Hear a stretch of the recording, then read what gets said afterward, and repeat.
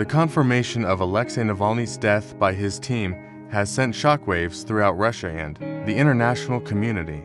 Navalny, a prominent critic of the Russian government, had been imprisoned for several years on charges widely seen as politically motivated.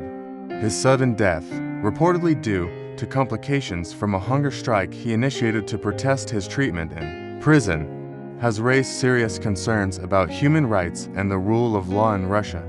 Navalny's team announced his death after days of uncertainty and speculation. They had been unable to contact him since he was transferred to a prison hospital due to deteriorating health. The Russian authorities initially denied reports of Navalny's death, fueling speculation and mistrust. However, his team's confirmation has now brought clarity to the situation, though many questions remain unanswered. The circumstances surrounding Navalny's death are deeply troubling. His hunger strike was a desperate plea for medical attention and fair treatment, yet it ultimately led to his demise.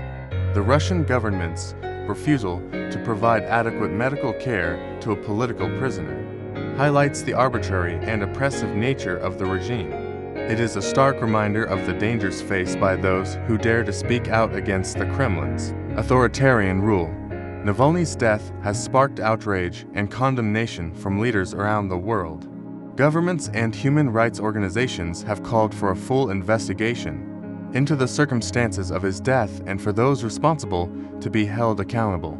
The European Union and the United States have already imposed sanctions on Russian officials involved in Navalny's imprisonment, but the pressure must continue until justice is served.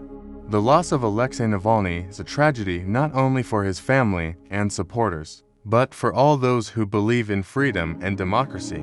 He was a fearless advocate for transparency and accountability in Russia, and his legacy will continue to inspire others to fight for justice.